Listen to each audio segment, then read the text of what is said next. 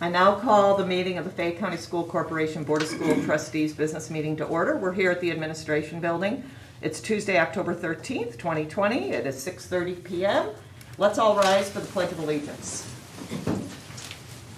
I pledge allegiance to the flag of the United States of America and to the republic for which it stands, one nation, under God, indivisible, with liberty and justice for all. Well, good evening, everybody. We're going to start tonight by welcoming our friends from Performance Services to share a little bit about our solar project and what all's been happening. With our solar project. Yeah.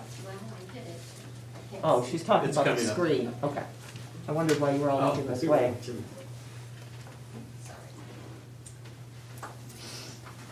Is this a new whiteboard? Nope. All right, well, while that comes up, appreciate the opportunity to be here. First off, obviously as a father and a husband of a school social worker, I'm very thankful for what you guys do all the time, but especially during kind of these last 6 months. I know it's been a challenging time. So school board members, administrators, staff, appreciate what you guys do. Oh, I didn't scroll, I screwed up the instructions. There we go. So my name's Nick Allen. I see mostly familiar faces here, but for the last couple of years we've talked. I've been a business development manager with Performance Services. Earlier this year I moved into the role of National Solar Director with the company. So good to see everyone again, and really the purpose of this meeting is just to go through what I'm calling our first annual savings report for the solar project that we completed last year for you. Just kind of recap how we got here. I think back in 2015 we did a facility master plan and moved forward with a project at Connersville Middle School to replace boilers and chillers and pumps. We completed that in 2018, and I think Brian and Scott and Jane and myself asked about kind of the solar potential at some of your sites here in the district, and we zeroed in on obviously the high school campus here. We ended up moving forward with the high school array at basically 1 megawatt AC, which is the maximum allowable system size under Duke Energy's net metering program or the net metering legislation. So we have an estimated annual production there. You can see the number of panels and inverters that you have on site. Really to date, the system went live back in March of 2019, and on all our projects we go through a punch list and commissioning process. It takes quite a bit of time either dealing with utility companies or just making sure equipment is performing as it was designed. So on early October, was basically the project commencement for our contractual language. So we analyzed the last 12 months of utility bills from that October 2019 date to the end of September of this year. It's important to note that when we model these systems, we're using sophisticated industry standard modeling software that takes into account historical weather data from your site specifically. So you can see the estimated kilowatt hours in the column to the left of the green column and the actual kilowatt hours. We're right about 90% of the estimated production of the system. Unfortunately, we cannot guarantee weather, so we do expect, based on that historical weather data, some years to fall below in terms of solar radiation or insolation, that sun resource that impacts production, and other years to fall above that line. So we did install both a revenue grade production meter on your site as well as a weather station. In these past 12 months, I can tell you that the insolation was about 5% less than your historical weather data. So we know at least half of that kind of 10% delta from expected was due directly to weather. We do have kind of a 1-year warranty period once the system is installed. There's not a lot of moving parts in these systems. We do have kind of some redundancy in our design. So if there is an equipment issue, it's not like the whole system's not producing power. But if you're going to see failures or issues with the inverters, you have 30 inverters on this site, the majority of those issues will present themselves in the first 2 years. So we've trained Brian to monitor the system. We have a performance assurance group over in Indy that monitors the system as well, and I think we've done a pretty good job when we've received alerts on any inverter failures or communication issues to get those resolved in a timely manner. So the balance, I guess I would say, of that 5% delta would be kind of some of those inverter issues that we dealt with throughout the year and resolved. So overall, great production results. Like I said, I do expect those, once the weather's more in line with that historical data, I do expect that number to go up. In terms of how that relates to energy saved or dollars saved for the school corporation, the last 12 months, the same utility bills that we analyzed, you're paying about 9.4 cents per kilowatt hour. So that the production equates to about $146,000 over that 12-month period. Duke obviously does have rate increases out there. I know they didn't get as much approved as they had initially asked for, and I don't think they've rolled out exactly what that structure means or looks like to you guys. So in terms of hedging against those rate increases, I think you guys are set up in good position on this campus with the array that you installed. Obviously, the financial benefit is very important to you. I guess some other metrics just to see in terms of production, what that equates to for the past 12 months. You're looking at, you guys can read up there, powering 127 homes for a year, 238 cars driven for 1 year, taking those off the road. So there's other environmental benefits. I know we did have an educational workshop through our National Energy Education Development Project as well. So hopefully there's some curriculum aspects that you guys are tying in with this project. But overall, like I said, very positive results in that first year, and I do expect those to continue and improve as well.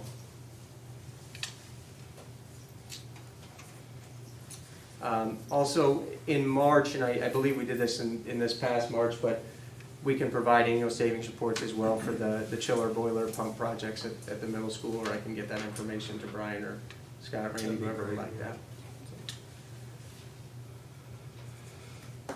Any questions? I know you gave us projections on longer term, like 30 years or something like that. And forgive me for not looking at all my old past stuff. Had you had a projection of what you thought the savings would be in the first year? And are we close to that mark? Yeah, so I think you're fairly close, and Scott, you might have looked at the cash flow more recently than I did. We were pretty close. That 10% variance was the difference in it, yeah. Okay, that's good to know.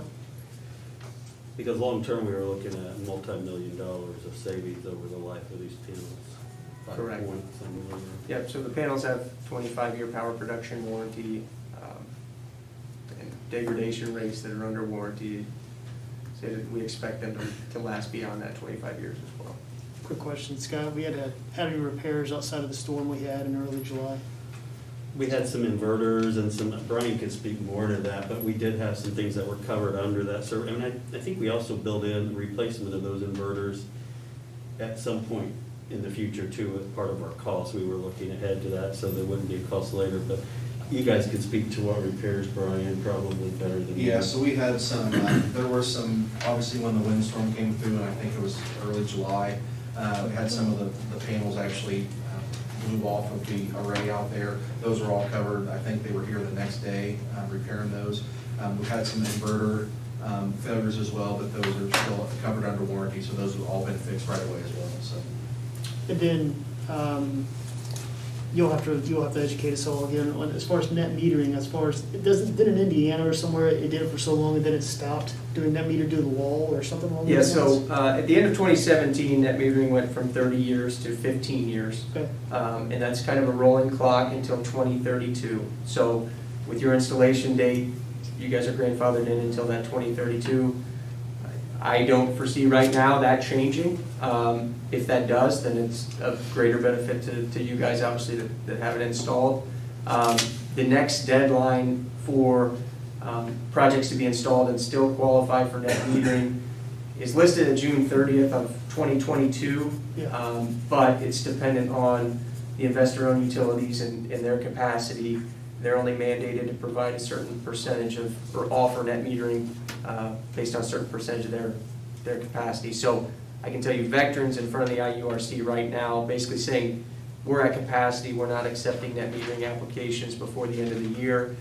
And anyone that wants to install solar moving forward, here's the rate structure, what their compensation would look like. Yeah. And it's vastly different than net metering, and the expectation is once IURC rules on that veteran case, the other investor-owned utilities are gonna follow. So I think that 2022 date in terms of being installed is gonna be pushed up, at least getting in the net metering queue for projects moving forward. Yeah. I hope that answered your question. Yeah, it did, Okay. yeah. And then, are we looking at other sites in the school corporation to put some more panels on?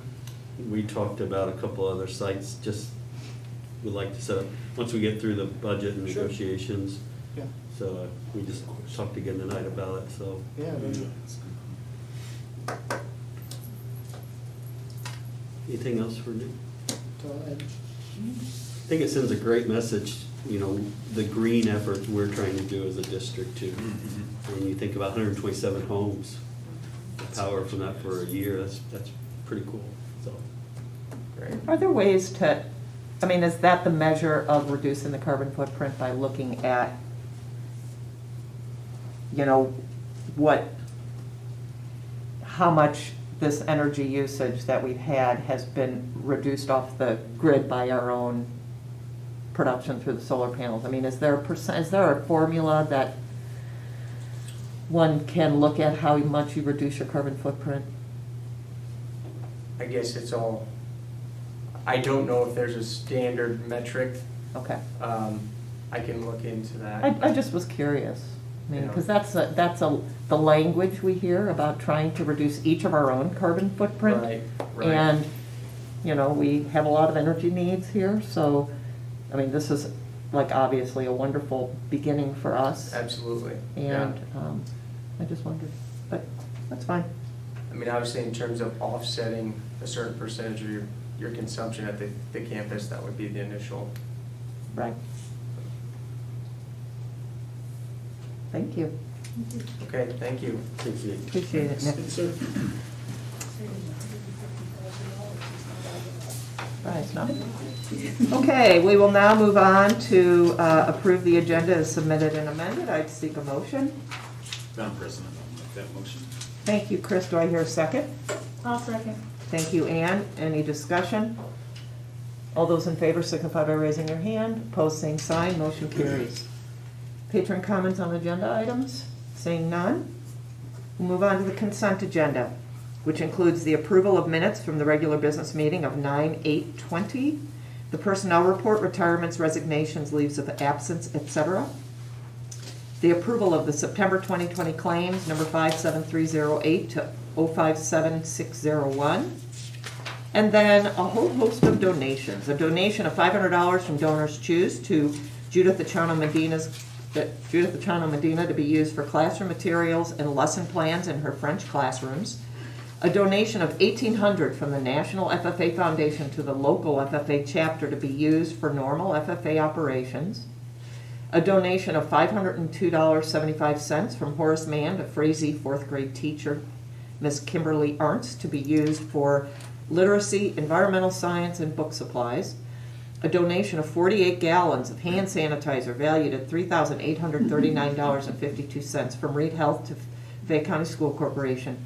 A donation of $1,691 from the Fayette County Drug Coalition to CMS CHS athletic departments to be used for drug testing and drug testing supplies.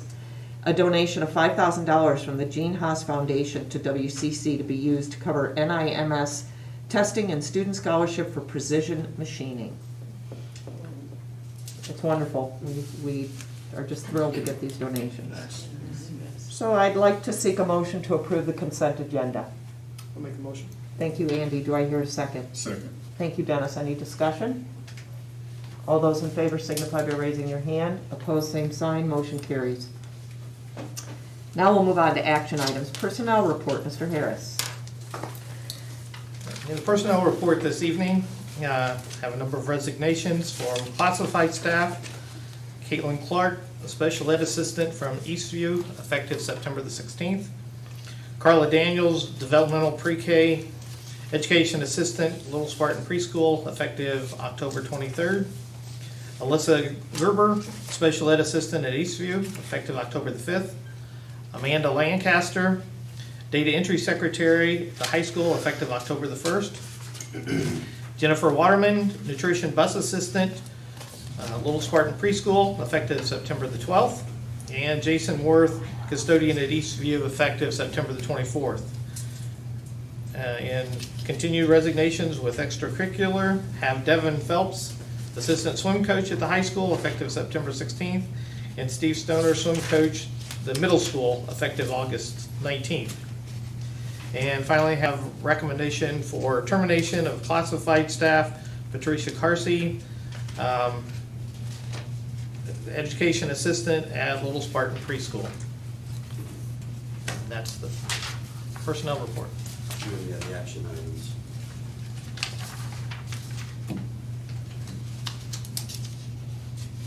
Did I leave it out there?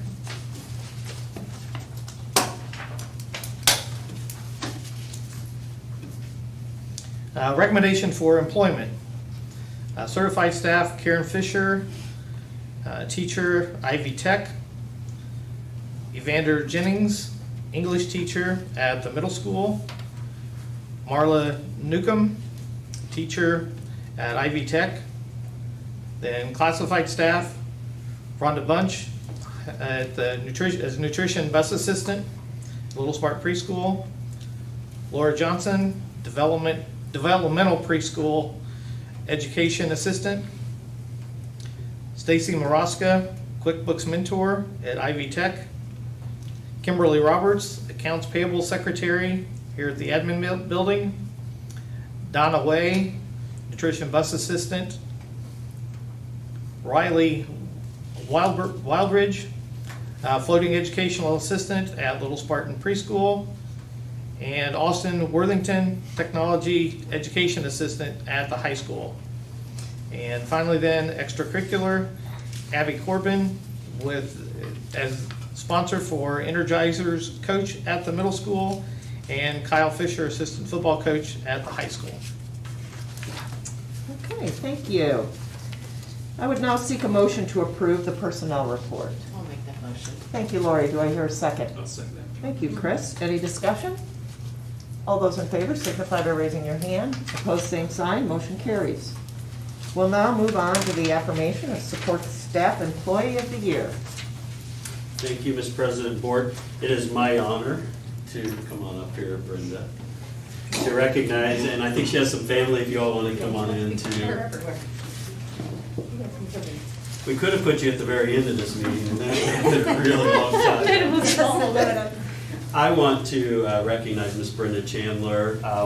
Brenda started at Eastview in 1986, and this completed her 34th year supporting the kids at Eastview. And we surprised her a short while ago, a week or so ago, and she had no idea, which was amazing to me that she didn't know. But her dedication to the kids is just outstanding. And Brenda started, similar to a lot of other folks in these positions, as a volunteer when she was a mom. And she decided to hang around, and she's part of that institution and a bedrock of that school, I believe. So I invited Mr. Cates, her principal, to come up and share a few words, and then Brenda's going to do a song and dance for her. Get your cameras out. No, but I think she'd like to maybe recognize the special folks with her, because you can't do this for 34 years without understanding family too, and just the the support from home too. So Chris. So I was in the 5th grade when Brenda began serving students at Eastview. I know that it's important to Brenda that we point out that she represents support staff not only at Eastview but across the whole district. Everyone that's ever led a building knows firsthand how important support staff is. They really are imperative. And I also want to make sure that I leave you with this message. Not only does she represent the past successes at Eastview, 34 years of success, she's an integral part right now in my vision and our school's vision. She represents the future. And no matter how much longer we're able to have her gracing our hallways day to day, and I won't get too specific right now, but I've got quite a bit of new support staff. And we're laying out a new direction and a new vision to build on previous success at Eastview, and she's every single day playing a key role in that. I currently refer to her as the queen of Title I. I've got 4 other staff members who are eager and willing, and when you are alone as the principal, you have to rely on the leaders in your building, and that means you're leading teachers, and it also means you're leading support staff. So the past several days, I've had her for 2 or 3 hours a day meeting with this group of new staff, getting them ready to roll out some intervention projects, and I just can't thank her enough.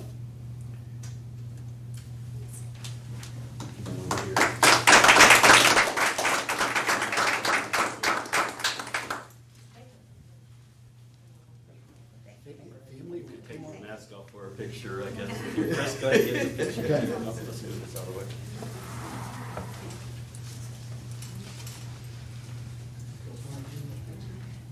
Is that a good angle, Kim? Not really, but I was trying not to get in the middle. Sure, you get my the good lights side. on.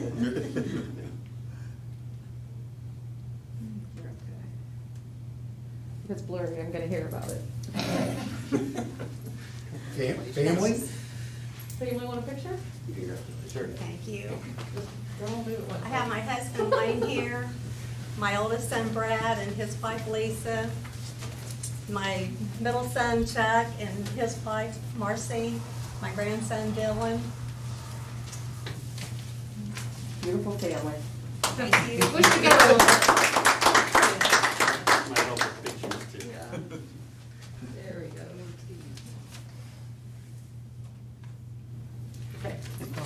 This is your chance, any great stories? Any embarrassing story? You're on TV, right? Getting pretty close to Christmas.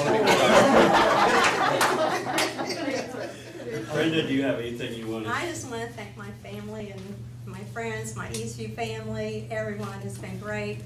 I've worked with some great teachers and support staff through the years and working with them now. And Eastview's the place to be.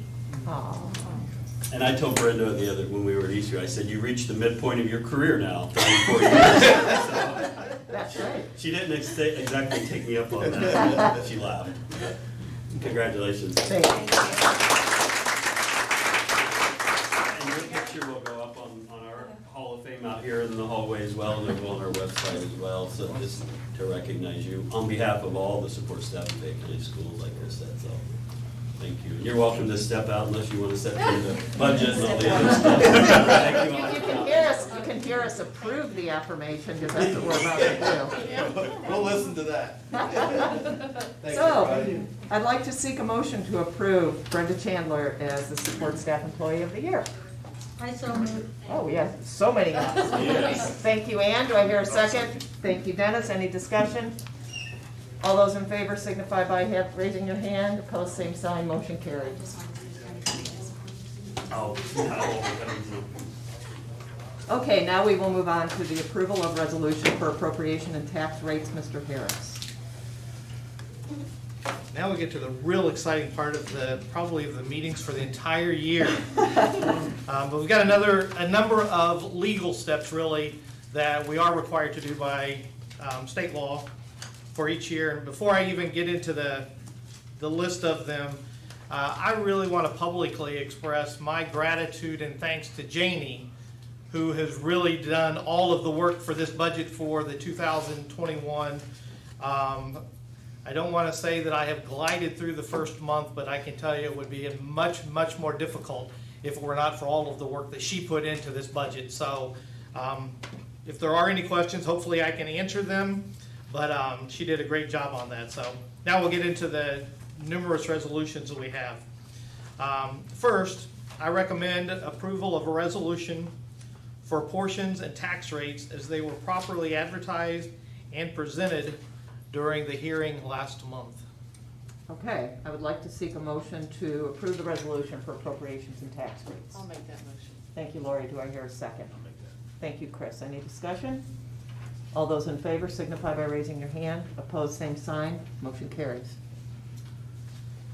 The next one, We presented also a capital projects plan for 2021. I recommend approval of the resolution to adopt the capital projects plan for 2021. Okay, I'd like to seek a motion to approve that plan. Make a motion. Thank you, Andy. Second? I'll second. Thank you, Ann. Any discussion? All those in favor signify by raising your hand. Opposed, same sign. Motion carries. Next one, we also presented a bus replacement plan for 2021, and I recommend approval of the resolution to adopt the bus replacement plan for 2021. Okay, again, seeking a motion for the bus Madam President, I'll make replacement that. plan. Thank you, Chris. Do I hear a second? I'll second. Thank you, Mark. Any discussion? All those in favor signify by raising your hand. Opposed, same sign. Motion carries. Next one is, I believe this started last year, and that is in doing monthly transfers of funds from the educational fund into the operations fund. So I recommend approval of the resolution to transfer amounts from the education fund to the operations fund on a monthly basis as the year goes on. Can I ask a quick question on that one? Mhm. Is that a total of 15% for the year, or is it 15% per month? Per month. Okay, okay, Yep, answer that, sorry. that's fine. I'd like to seek a motion about the, to transfer the amounts from education fund to operations. I'll make that motion. Thank you, Lori. Do I hear a second? I'll second. Thank you, Ann. Any discussion? All those in favor signify by raising your hand. Opposed, same sign. Motion carries. And for the final resolution, or final recommendation for this year's budget, I recommend approval of the tax levy resolution as it was presented for the 2021 budget. Okay, and the last feature, I will seek a motion to approve the tax levy resolution. I'll make that motion. Thank you, Mark. Do I hear a second? Thank you, Chris. Any discussion? All those in favor signify by raising your hand. Opposed, same sign. Motion carries. Thank you, Mr. Harris. Thank you. Thank you, Janie, if you're listening somewhere out there. Radio land. Okay, now we'll move on to the school improvement plans, Ms. Corsaro. Good evening, Board. Last month, we discussed the school improvement plans, and as we talked about last month, there were not a lot of changes to the plan because we didn't have the summative data that we typically have, which is the end of the year NWEA, the end of the year iLearn, and those formative and summative assessments that we typically use to reflect on our strategies and interventions. So last month, we discussed the current plans and stated that they are pretty much the same as they were the year before. So at this meeting, I just need to seek your approval for the school improvement plans for the 2021 school year. Okay, thank you. So I would like to seek a motion to approve the school improvement plans. I'll make that motion. Thank you, Lori. Do I hear a second? I'll second. Thank you, Ann. Any discussion? Kim, you're basically saying then that these plans, because we just did not get the information that we typically get to formulate, to really see where our strengths and weaknesses are, because we just did not, everything shut down. Exactly. Typically with school improvement plans, you write them in the summer and then you start implementing some strategies and interventions throughout the school year. And then we use those short-term formative assessments to determine whether or not we're on the right path, and we can make some changes in courses as we go. But because of COVID, everything shut down, so we have like the beginning of the year data, but then we have nothing to compare it to. So it's kind of like that saying, you know, don't throw the baby out with the bathwater. You don't want to say that the things that we were doing weren't successful because we don't have any evidence to support they weren't, but we really don't have a lot of evidence that supports that they are. So we're kind of in a status quo kind of position. So that's why we want to continue moving forward, because we spent a lot of time developing those strategies and those goals, and now we just need to put them in practice and hoping we can do that the entire school year this year.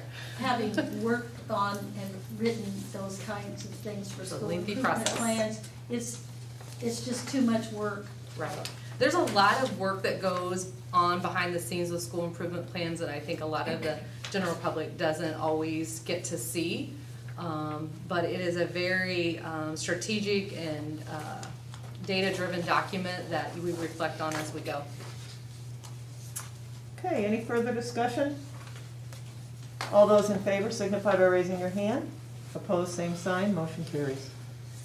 And while you're up there, why don't you share with us about the permission to donate daycare early childhood supplies? Thank you. And I passed out the memo from Kelly McCollum, and she's in the back as well. As you know, with the closure of Magic Moments, we had a lot of stuff that we allowed our current staff and buildings to kind of comb through, and anything that we could use in our other buildings, we did our best to utilize those materials. As we got new teachers last year and this year, they've even combed through that and were able to get some necessary classroom supplies they needed. But after multiple times of going through the building, there were still some items that our school teachers didn't feel like they could necessarily use because of maybe some of the developmental appropriateness of it. And our preschool already had a lot of those things, so we had a lot of duplicate materials. So instead of just getting rid of these, we talked to the board about reaching out to some of our local preschools, daycares, and to see if they had any interest.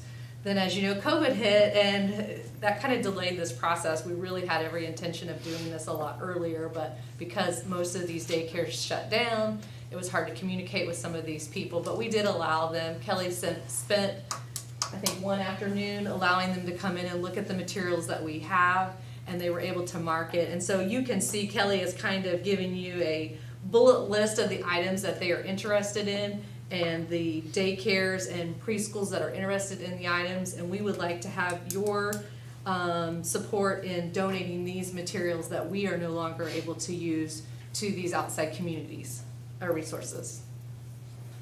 Thank you. Okay, I'd like to seek a motion for permission to donate the daycare early childhood surplus supplies and furniture.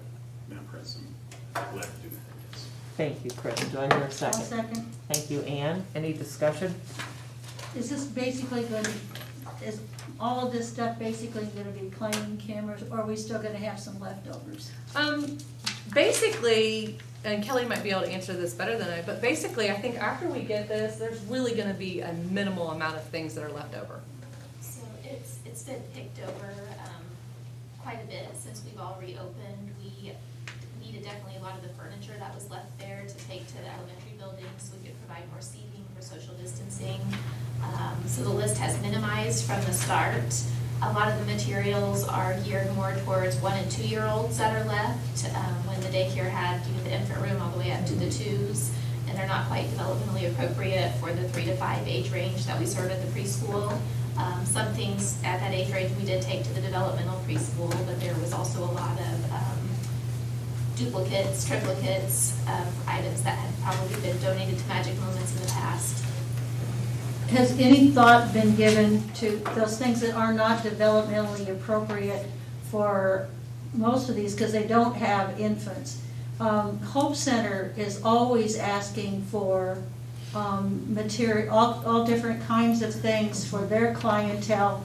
So have we reached out to them at all to see if they would be interested in some of those 1- and 2-year-old types of things that are, you know, the daycares wouldn't use them, but some of the clientele at the Hope Center might be able to use some of that stuff. I don't know whether we've reached out to them or not. Not yet. Not specifically, No, but that's but- something we can do. Yeah, I think after we let these daycares Okay. come in and get things, then we can get it down to one room, and then, yeah, we can definitely reach out to the Hope Center and other nonprofit organizations to see if there's anything Well, of use. they're I mean, that's what we want. We want to make sure that if someone can use it, It that we gets give it, it yeah. to them to use. And Because they're asking for, typically they ask for toddler, small child kinds of things, so. yeah, so we can definitely do that as well. Okay. Any further discussion? Okay, with the motion on the floor, I'd like to see a show of hands. Those approving motion, opposing, same side. Motion carries. Thank you. Thank you.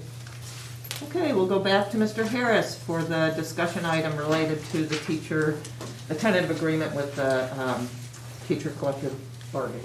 So you have some information in your packet, and again, for legal purposes, tonight is really a public presentation of what we have tentatively agreed to with the teachers union, and then we'll have a meeting in the future to approve the contract. But that's not our purpose tonight. It's really just to go through what we've tentatively agreed to, and if you've got any questions, I'll be happy to address those.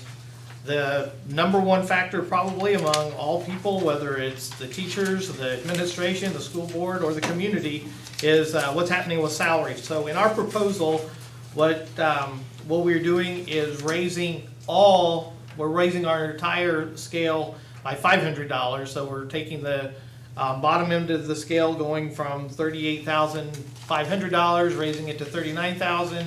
The top end goes from $71,000 to $71,500. Then there will also be, for those teachers that were effective or highly effective in the last school year and worked 120 days, those kind of criteria would also gain another $500 pay raise. So the majority, if not all, but the majority of teachers that taught in Fayette County last year and continue to teach there would receive a $1,000 base increase to their salary. Another question probably comes up from you, and I know it came up from us as we dealt with the attorney today. We tried to give them all that we could, and you still wonder, is that enough? Is there any more could we do, and how does it compare to others around us? And I thought it was probably the best that we could do. Our attorney, Scott, and I talked about, represents probably about 80 different school districts around the state, not all of them for bargaining, but for various legal things. And her comment was that you are positioned well compared to the rest of the state. So she was very positive about what we were able to do for the teachers here. And Randy, one thing, our base range will be 39 to 70,500. So you said 71, 5. I just want to 70,500. 70,500. So it bumps it up 5. So I just wanted to correct that. Another element of it is we are also looking. We have allocated $90,000 into a pot of money.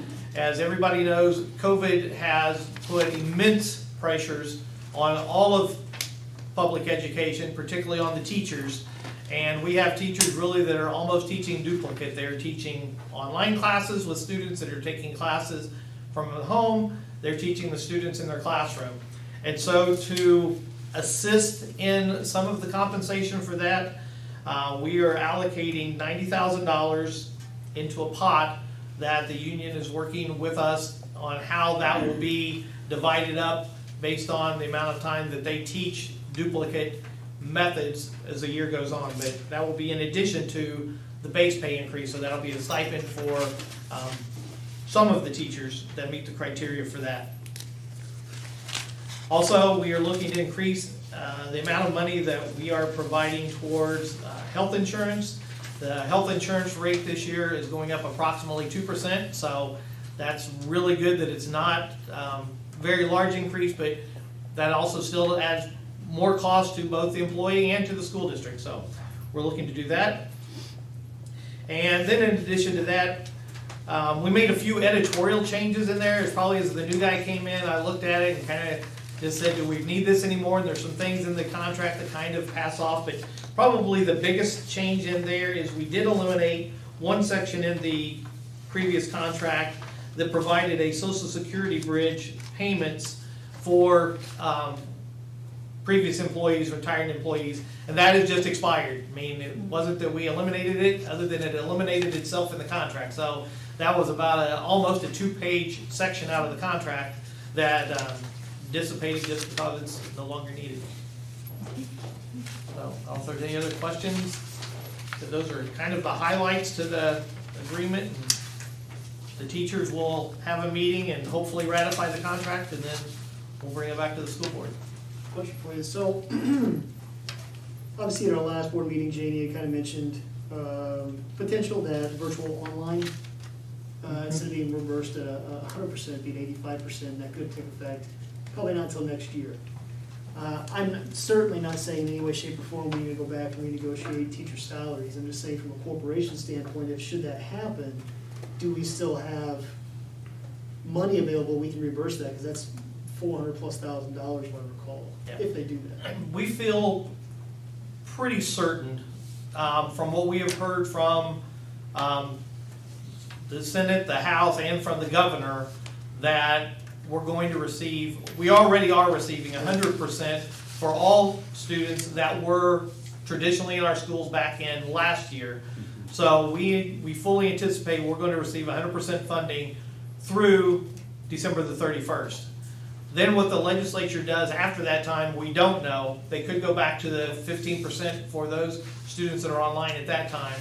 But we feel very comfortable that we have cash balances, that if they should do the worst case scenario of cutting that back to 15 or to 85% reimbursement, that we're in a good position to withstand or to handle that type of a decrease to future funding. Randy, how will that impact us if we have not that huge a percentage of our students learning virtually right now? So the impact on us, if they do go back to the 15%, the 85%, would not necessarily impact us as much as the ones that are basically virtual, correct? Correct. I mean, right now, and I don't know, we talked about this, I think our number of online or virtual students is down to, It's half of what it was. yeah, it's about half, around 200 students, I think, Okay. somewhere in that What do you range. have to do with So if you figured what we receive ADM Okay. times 200 students and cut 15% off of it, Which is that's what it still, calculates it's out still to. significant money, but it's not like a school district that's basically all virtual is gonna have to deal with. 'cause Correct. that's- There are a few school districts that remain virtual in Indiana, and if they had that, they would be looking at every single student, a Yeah. decrease of 15% if they maintain that. And we had a conversation with our attorney, Michelle Cooper, today, and I met with Senator Ratz a couple weeks ago, and Michelle even stated she believes that our legislature is looking at these school districts that never went back on site. That's their primary focus. Now that's we can't get into their brains, but that's the belief that they're really more concerned with Hamlin Southeastern schools that went all virtual. And then their belief is, well, if you don't have people in your buildings, your costs should be lower, which they should be. But she doesn't believe that we're the type of district that they're pursuing with that, because we're offering that synchronous learning. Our kids are being held to the same, core curriculum standards. And right now, I think we're at 208 kids for the second quarter. Is that right, Kim? Yeah, and I have a memo that I'll share here in a Okay, minute. but it's about $890 decrease in funding with that 15%. So that would be about 190,000 rather than the almost 400 now. And this would be based, we believe, on the second count day, which is in February, because the state will do two. But just so you all, and I share it with you, we're down 97 students from last fall. We expected about 40 to 50. And we think some chose a homeschool route, or some had to move due to the COVID-19. But, most of the districts around us took a bigger hit in enrollment than what they anticipated. So that's, you take 97 students times $6,500, that's over $600,000 we've seen decreased in our funds too. So our attorney believes that, Just her opinion. yeah, I mean, there's no, Right. right, I mean, it's just total speculation theory, but it's the idea that there could possibly be some literature or some wording in the legislature that would say, well, schools like Hamilton Southeastern, you have all of your students at 85%, all of your students do virtual, we are gonna reimburse you at 85, but Fayette County School Corporation, you have less than 10%. That's She the hope. believes that, we're gonna do Well, 100%. she's optimistic in that Okay. belief, but she can't say what they Oh, I do. understand. It's so that. political. But I mean, Yeah. she's got an end that we don't, she's got, She's got a better view of it than we do. That's right. Yeah, definitely. And I think another thing, and kind of going back to what we've got in this contract, is while we have provided services to maintain the education for students that chose not to come back to a traditional school, it's cost us more money. I mean, there's $90,000 here that we have allocated in addition to our normal contractual obligations that we've increased the teacher salaries. So those are additional costs that we have incurred because our teachers are working much, It's stressful. it's for Yeah, stressful it's to very- everybody. It's very, do you anticipate, Scott, and maybe Kim could answer this, we're down about half of what we had learning online at the end of the first 9 weeks. Will the parents be given the same choices at the end of the first semester then? Whether to continue, are we gonna continue that program on into the second semester, or is that to be determined at this point in time? We talked about that today. You want me to? Yeah, Okay. you're up there. You know, our goal is, my belief is kids need to be in school. And I think that the board has expressed that, or the majority of you have. You know, we're not going to, we really were flexible this first 9 weeks. And we had kids coming back throughout the 9 weeks. And I know that was frustrating at times, but our belief was, let's get them back if we can. So we will continue to allow kids to come back, but when we reach that mid-year point, it's going to be, you know, if you're making this choice second semester, what we discussed today, and we haven't vetted it out, you're making that commitment for the second semester as an online student. Because if, So you've had a semester in essence to see how it works for Right. you. And this is the time that you need to make a definitive answer Mm. for your kids. That's what we talked about today, so we're Okay. gonna work on that after fall break and get some information out to parents and have communications. But I know Kim has been working with the principals, they sent certified letters to many parents and been personally communicating. Because the parents agreed to 6 different pieces of criteria when they chose the online school. And if kids aren't being successful, or, you know, you heard about the rates where we had about 10% of our kids not fulfilling that, we're telling them they need to come back to school at this end of this 9 weeks. So, and Kim's been working a lot of hours on that and the principals have been working with families. So that's why our numbers are down. What were we, 430, 420, what were we? 441. 441 to 208 after the first 9 weeks. So that's. Just out of curiosity, how many of these kids that are coming back now were those that were basically sitting home and doing nothing? That are really at-risk kids? Did we help, are we doing a fairly decent job of getting those at-risk kids, the ones that were just not doing well online, getting them back into the classroom? Yeah, those are the ones that we targeted with our school-based liaisons and with the, when we looked at, we did a progress report for every student that was a My Online School learner. And it posted their grades, and then it talked about, did they meet all 6 of the eligibility requirements that they checked at the beginning of the enrollment, and then it had to have the teacher's recommendation to go on, the principal's recommendation, and then my recommendation to go on. And if they didn't hit all of those things, then we reached out to them and said, you're not being successful, it's our recommendation, at this point, you return to traditional school. And then like the ones that we weren't able to reach by phone or by any kind of contact, then we did send certified letters to them. So I feel like the principals and the teachers and the school liaisons have done a great job at targeting those kids that they feel are not successful with this type of remote learning and are bringing them back to traditional school. So I would say those 10% of students that we talked about a couple board meetings ago are the ones that we've asked to come back to the traditional classroom.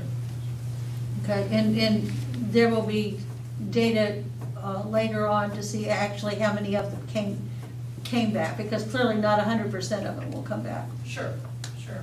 We're gonna do our best to make sure that we coach them back in. Good. And support them to get back into the regular. Well, it's much easier if you have them under your roof. Sure. It's a much more structured environment. Mhm. If you want to go to lunch, get your work done.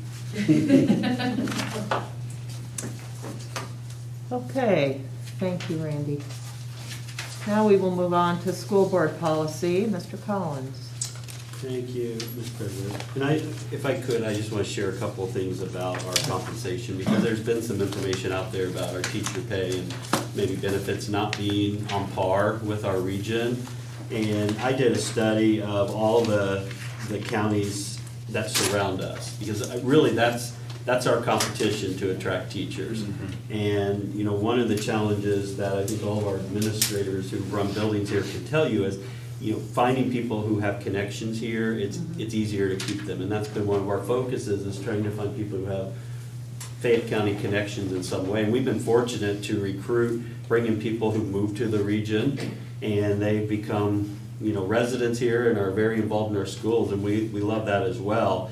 But it is a challenge because our pool of teachers in East Central Indiana is not deep. Not like it was back when you guys applied for jobs. You may have had 50 or 60 teachers apply for that job at the high school. You know, now we hope to have 3 to 5. And we don't have that in some cases with hard to fill areas such as science and math and special education, foreign language. They're difficult to find one good qualified, that's a challenge at times. So, which is why we have some teachers in transition programs who have degrees and are working on the transition pieces. But our insurance, when compared to the districts around us, we pay more for family plan insurance than any of the surrounding counties towards the board contribution. And I think that's important that our public knows that as well as our teachers.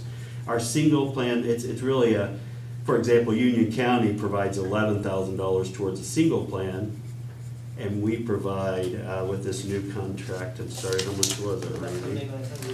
How much? About 7,900, a little less than $1,000, I think.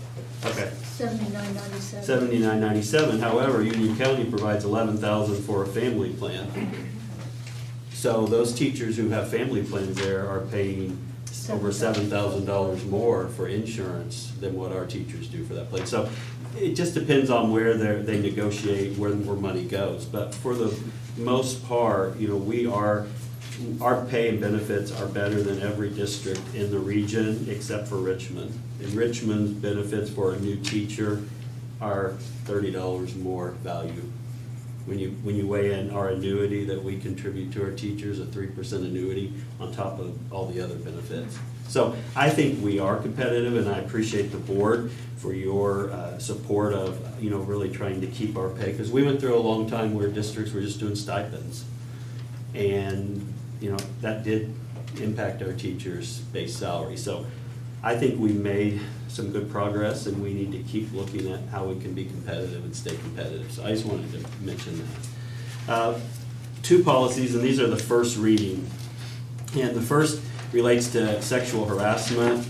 And we had 2 different sexual harassment policies in our policy guidelines. The first was for staff, policy 3.04. And the second was for students, policy 5.03, and they pretty much said the exact same thing. So with this new language and guidance, there's just been some updates. I'm not going to read through all the 10 pages unless you really want me to. But there are some key points here that we want to be sure that we cover. Most of the investigation piece, the complaint procedures are unchanged. There are some things I want to point out, and this policy will go under our operations under policy 2.12 to be all-encompassing of our district. So that's the one change I want to be sure you're aware of. The Title IX coordinator is the person designated by the school board to receive complaints of harassment and oversee the investigations. With Randy joining us as director of operations, I am proposing that he be officially named that coordinator for Title IX, and I've notified him of that. We look at the complaint process for that. We also have supporting documentation in our policy appendix, that a form that's completed and the investigation details. That form will remain the same because it covers all the key pieces of this. But for you, just want to be sure that the board is assured in our public that we do have all the different parts. On page 2, it talks about the definition of what harassment is based on sex. And then the types of that, whether they're explicit or implicitly provided. And then again, in section 3 on page 3, it goes over the complaint procedures.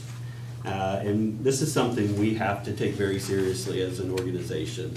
And there are too many stories out there that we read about where there's one going on now on the west side of Indianapolis where a teenage student was not protected in this situation, and there have been some serious consequences. So it's just very important that we have all those guidelines in place and that our administrators and staff follow this.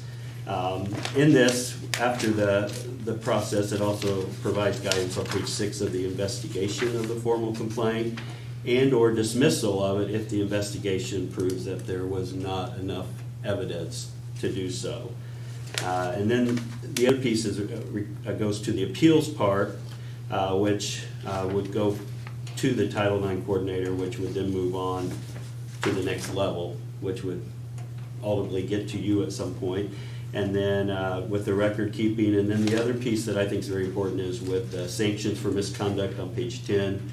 with substantiated charges, and that would include, for a staff member, certainly there could be legal consequences, but also discharge or removal as an employee if they are substantiated. For the student, it talks about the suspension or expulsion consistent with student code of conduct. And then there's also a part in here that I think is very important with the false charges as well, that it addresses that. So, like I said, there were some minor changes in language, but I thought it was a good time to go ahead and just combine these two policies into one since they pretty much covered the exact same language. So that's the first. Any questions on that?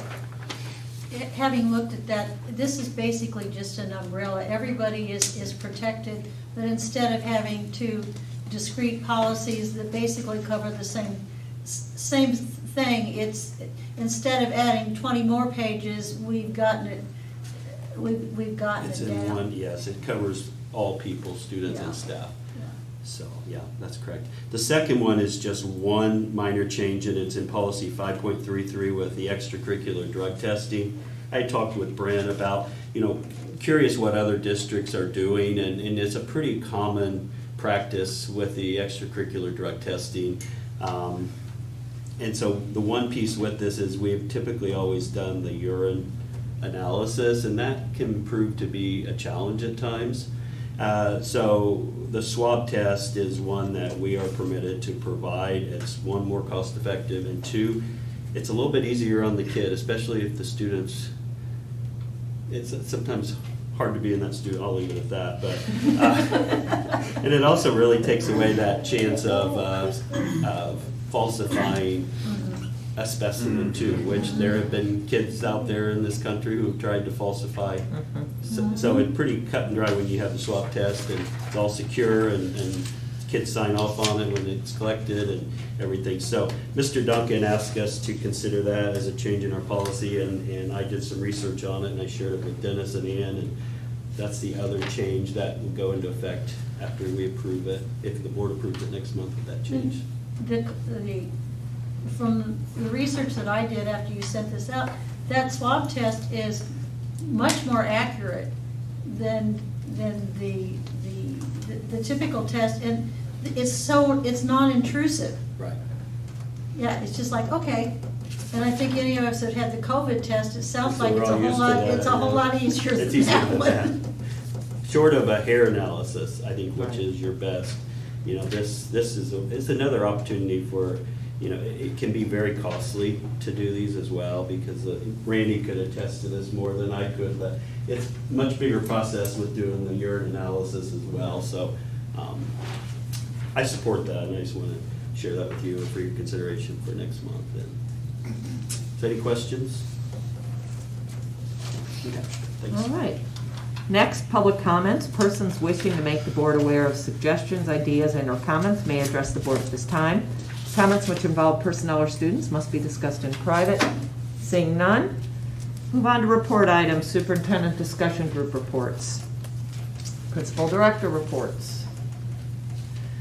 Director of Human Resources report. Director of Finance report. Same guy. Assistant superintendent report. I just have a few things to kind of update you on. The first one is, we talked a little bit earlier about the My School online numbers. Just wanted you to have an idea of where we still have those students. So in this document, you will see each school and how many they started with, and then how many they had at the last time I reported it for the board, and then what they will have on October 15th, because that's the first day of our second 9 weeks. So that's why it's dated October 15th and not today's date, because some of them will remain online until the first day of the second 9 weeks. So that's why the date says October 15th. You can see some of our schools, we have one school that's down to 1, and we're working hard to bring that student back as well. But all of our schools have done an excellent job of getting kids back into traditional school. I don't think any of our administrators, I don't think anybody here argues that kids in our classrooms receiving that direct instruction is by far the best way to learn. We understand that there are reasons why some of these kids aren't able to participate in traditional school, but it's still our goal to get them back. So this just gives you an idea. Again, we started at 441. In September 8th, we were at 391. Starting the second 9 weeks, we should be at around 208. There, you can see there's a couple schools that are still have some parents that are on the fence. So these numbers could actually go down a little bit more. So I just kind of wanted to give you an idea of where we are with those online learners and how they kind of fall out based on school.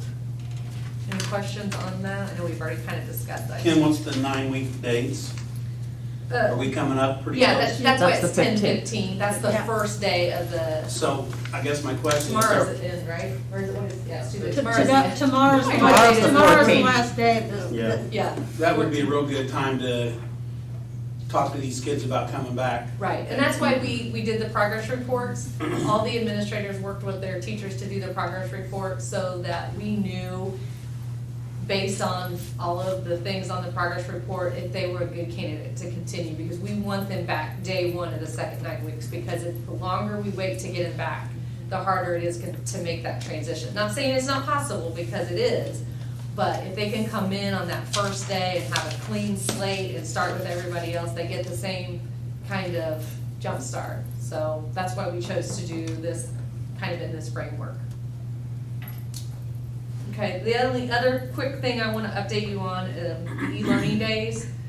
I think we had one the last board meeting. We've now had 3 of our 6 scheduled e-learning days.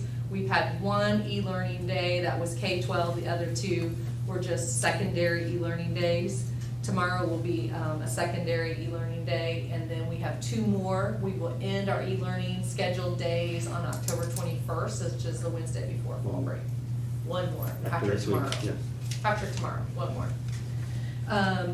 So I just kind of wanted to let you know that we've had a lot of positive feedback from our building administrators, and how our teachers have felt like this time was appreciated and that it was time well spent, whether it was with some professional development that they needed, whether it was time to reach out to some of their remote learners, whether it was time for them to come in. I know the high school, you had a lot of your remote learners come in and do some tests. Just, having that time to input things into their Google Classroom. So I think from the feedback that I've received from the building administrators, they have all gone very well. We've done a lot of professional development with our non-cert staff, like our classified staff, our instructional assistants. They've had some trauma training. Our bus drivers had trauma training with Ashley Steffi, our neuroeducator. Our Title I assistants did some intervention training. So it was really nice that they had the opportunity to do that, because a lot of times it's hard to find time to provide them with professional development because they only work that 5.75. So I think overall, it's been a great experience. It also has allowed us to practice, as like this morning we had fog. So as we get into the winter months, I feel like we have a much better handle on calling an e-learning day, and our kids and our parents and our teachers being prepared for that if we in the future have to call an e-learning day for weather-related events. So I've heard a couple of comments, and I think at first, at the primary level, some parents were confused because they thought that their kid had started, they thought it was like virtual.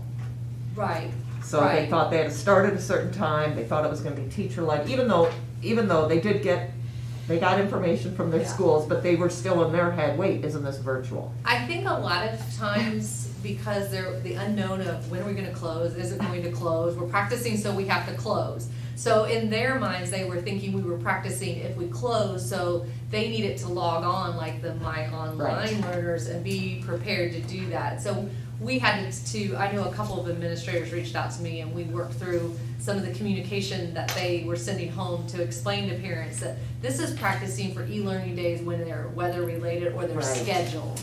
Now, if we were to close because of COVID-19 or anything else for an extended period of time, then yes, our teachers would be asking our kids to log on and do that synchronized teaching. But so we did have to do a little bit Yeah. of re-explaining all of those terms, because Well, all of because- these terms are new for all of us, and we kind of just threw them all out in one year based on the circumstances. So And I did hear that. think that the only other thing I heard was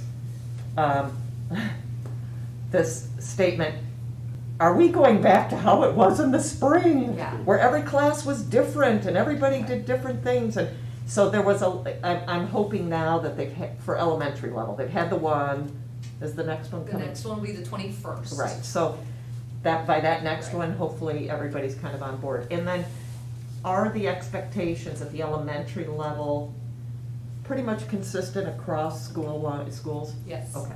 Yeah, all of our teachers hold office hours. Now, obviously, like the high school, if you have That's good. I was 149 mainly- students, you can't hold Yeah. all of your office hours in 2 hours. Right. But we have scheduled office hours in the morning and in the afternoon for a weather-related e-learning day. Now, Okay. if they're scheduled, we only have one set of office hours. But their classroom assignments will be in their Google Classroom by 9 a.m. That's K-12. So we're trying to be as consistent as we can, just so that it's easy for parents that have students in multiple buildings, elementary, middle school, high school. Tim, is there any thought to doing more e-learning days such as we have done? Or do we feel that our staff and the like is in need of more time? Because clearly, we needed more time that we didn't have before, and these e-learning days have worked out very well. Is there any thought of the necessity of us doing any more of those? We discussed it, Scott and I discussed it today. It's because we have decreased a lot of numbers in our elementary schools. We will have a lot less teachers doing My School Online starting the second 9 weeks. I mean, obviously, one school has one student, so that's one teacher in that building. Most of our buildings have been able to go from 2 at each grade level to 1 teacher at each grade level. So just the decrease in numbers is going to help in terms of staffing. It is gonna impact that. Yeah, so we kind of need to see how it plays out to see if that's something that we need.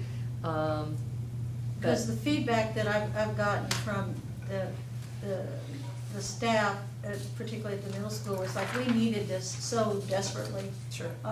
And it's getting a whole lot, they're much more comfortable, it's getting a whole lot better. And I was just kind of curious as to whether, this training and the like, you felt that they were where they needed to be at this point in time, given the number of students that they're going to be dealing with. And I think that's something, as we get closer to finishing up with the e-learning days, we need to get that feedback from the staff. Okay, now we've had these e-learning days, give us your feedback. Right now we're just in the process of getting those letters out to parents to make sure that we get those kids starting back that second 9 weeks, and we still have 2 e-learning days built in.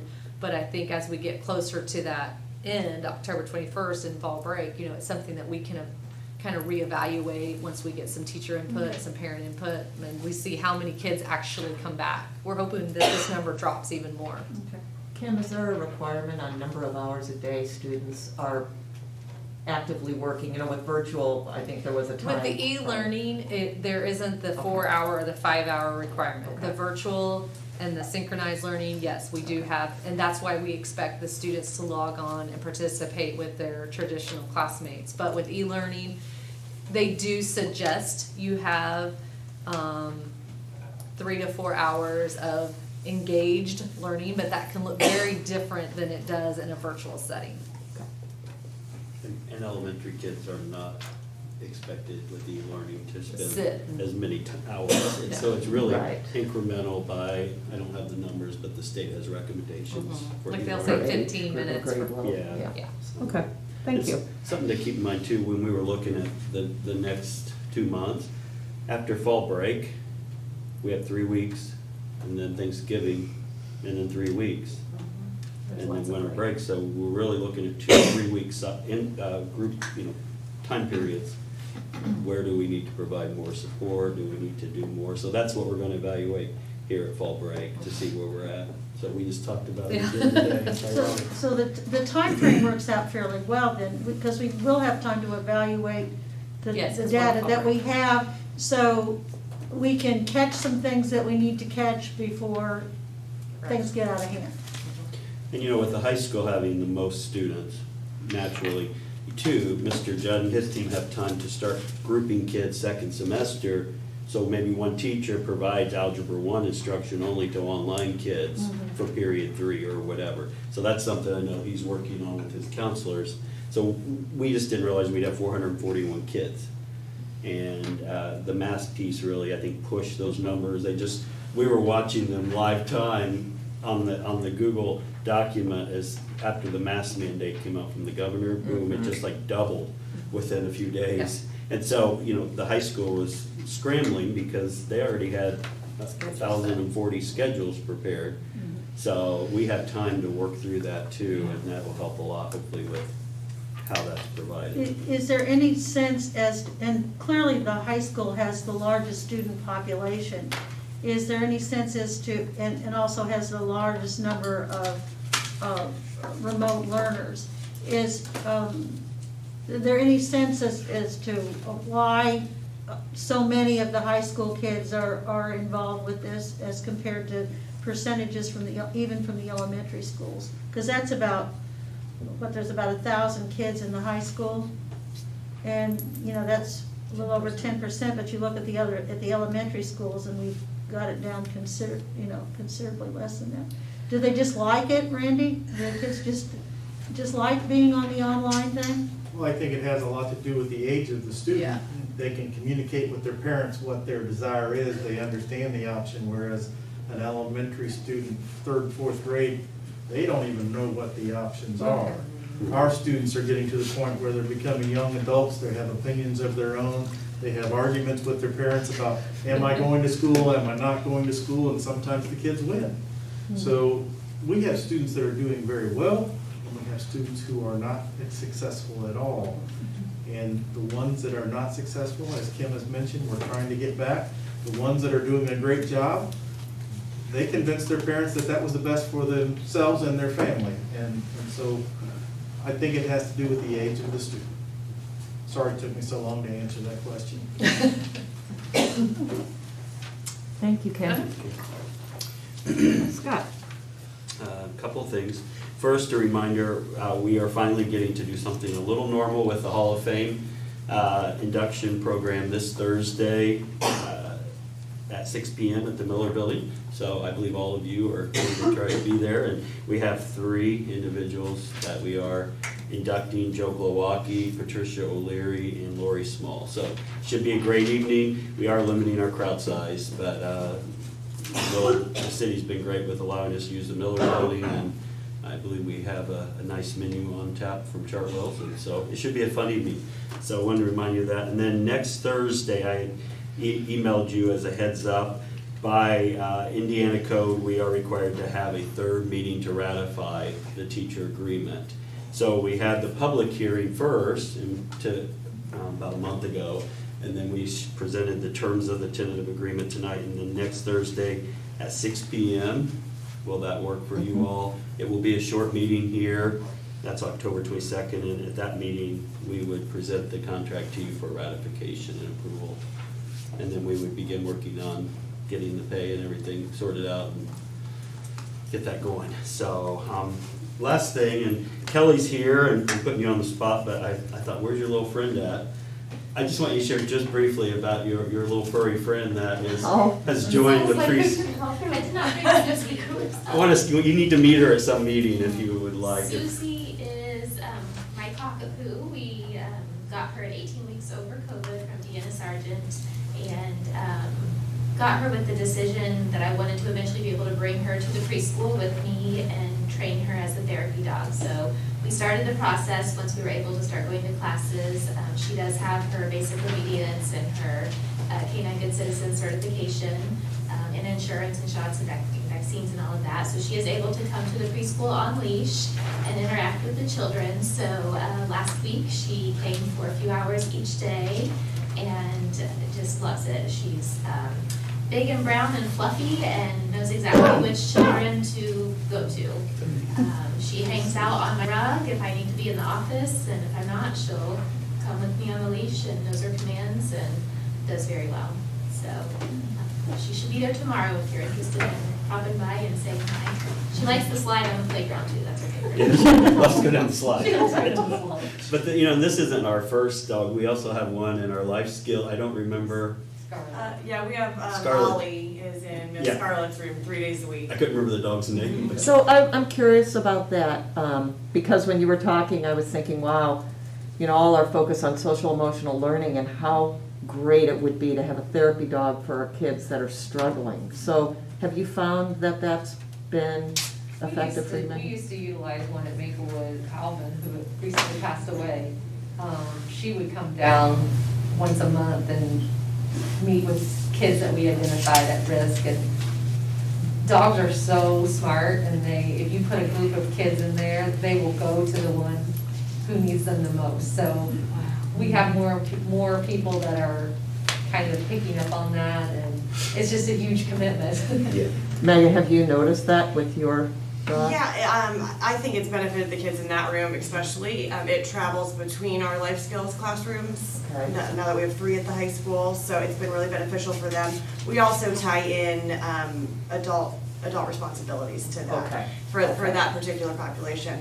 I will say, if you haven't visited Miss Scarlett's room, you will find most of our staff visiting Miss Scarlett's room to visit Ollie. So when we're talking about social emotional wellness, even the staff will just go and pet Ollie really quick on their lunch break or between classes. You'll find all kinds of staff visiting. That's where Collins is. When we can't find him, he's over there with Susan. I saw Mr. Judd curled up in the corner with them on the bed one day. They both looked like they were sleeping. I'm not gonna just tell them.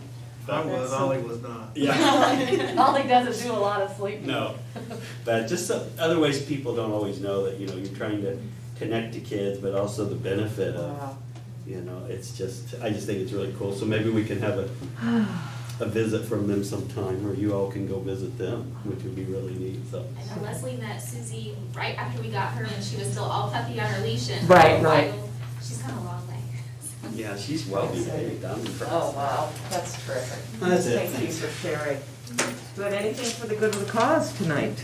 I had the fun of working the middle school volleyball tournament at the new field house a week ago Saturday. And the people from Test, from Rushville, and from Centerville walked in and went, wow. Because we had tried to have it in the arena, which was very, very crowded. The facility was fabulous.